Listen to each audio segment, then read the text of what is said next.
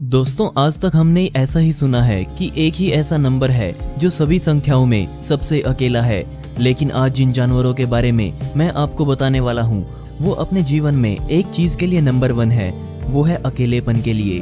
बेशक मजबूरी हो या धक्के से इन जानवरों को अकेले रहने के लिए लावारिस छोड़ दिया गया, जहाँ इनके पास कोई और इनके जैसा जानवर मौजूद नहीं था।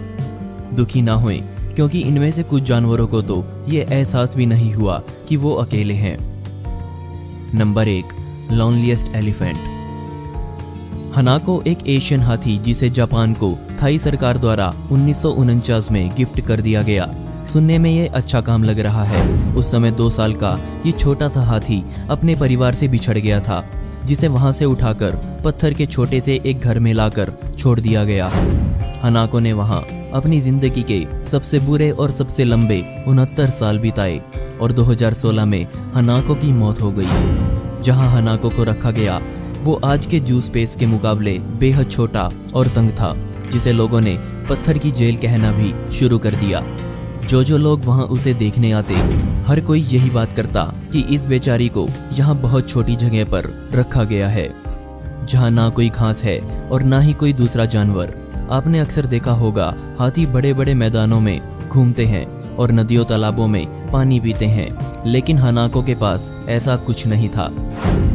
लोग आते, अपना मनोरंजन करके निकल जाते, लेकिन उसके अकेलेपन को किसी ने नहीं देखा। नंबर 2, लोनलीएस्ट सी बर्ड। नाइजल पक्षी को दुनिया के सबसे वफादार पक्षियों में गिना जाता है, लेकिन कम से कम उसके मालिक ने उसे कभी ये अकेलापन महसूस नहीं होने दिया। स्टीवन नामक शख्स को एक दिन एक नाइजल घायल अवस्था में पड़ा मिला। दुख की बात यह थी कि न्यूजीलैंड के ऊपर से उड़कर हर साल ये पक्षी भारी मात्रा में प्रवास करते हैं, लेकिन वहाँ रुकता कोई नहीं, जिस वजह से ये अपने आप में एक अकेला ही जमीन पर मौजूद था, जिसका एक बहुत अच्छा हल इसके मालिक ने निकाला। स्टीवन ने बिल्कुल सेम पक्षी अलग अलग आकार में पत्थर के बना डाले और नाइजल के आसपास रख दिए।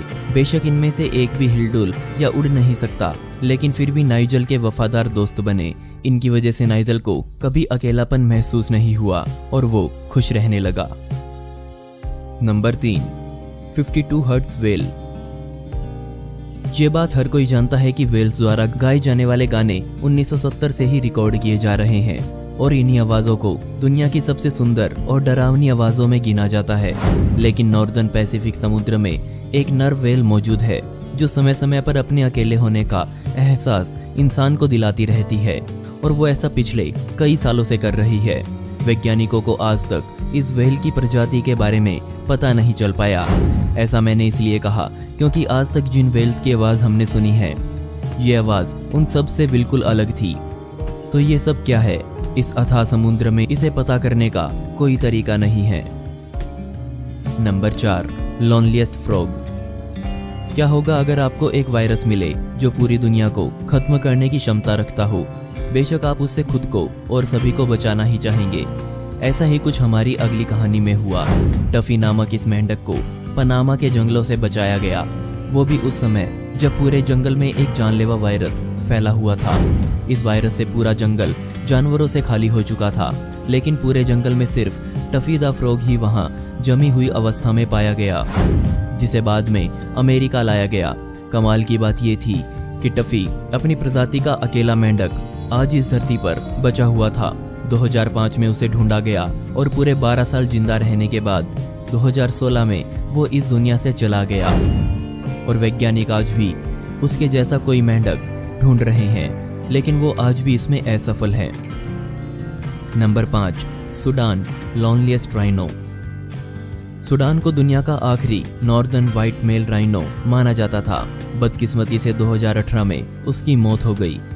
बेशक उसकी बेटी और बेटी की बेटी आज भी कीनिया में रहती हैं, लेकिन कोई भी नर राइनो आज उनके पास नहीं है।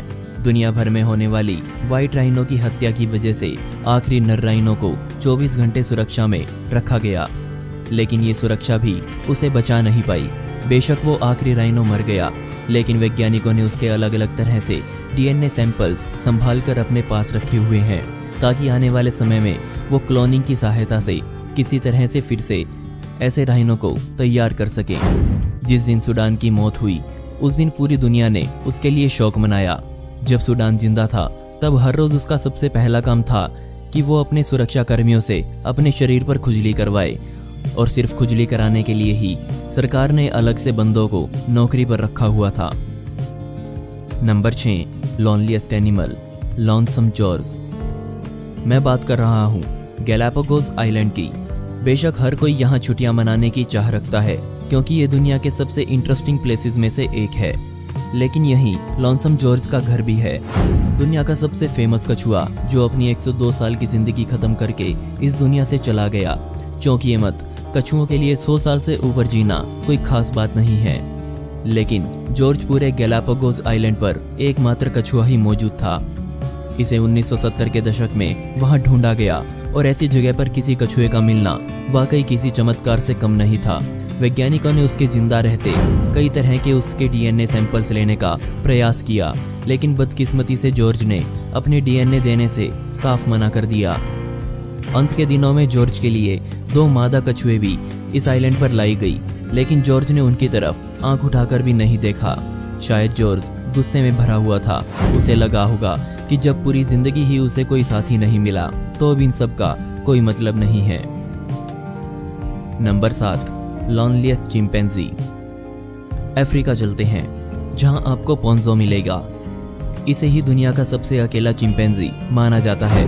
एक मेडिकल रिसर्च टीम इसे अपने साथ यहाँ इस आइलैंड पर लेकर आई, लेकिन कमाल की बात ये थी कि वो टीम इसे अपने साथ वापस ले जाना भूल गई, और आज कुछ साल बाद पोंजो आज भी इस आइलैंड पर अकेला रहता है।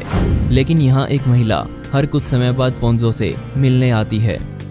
ये दोनों आज अच्छे दोस्त बन चुके हैं। इस महिला ने 2 लोगों को ये काम दिया हुआ है कि वो हर रोज जाकर पोंजो को खाना देकर आएं। आमतौर पर चिंपैंजी बड़े परिवार के समूह में रहते हैं, लेकिन यहाँ ये पोंजो पूरी तरह से अकेला रहता है।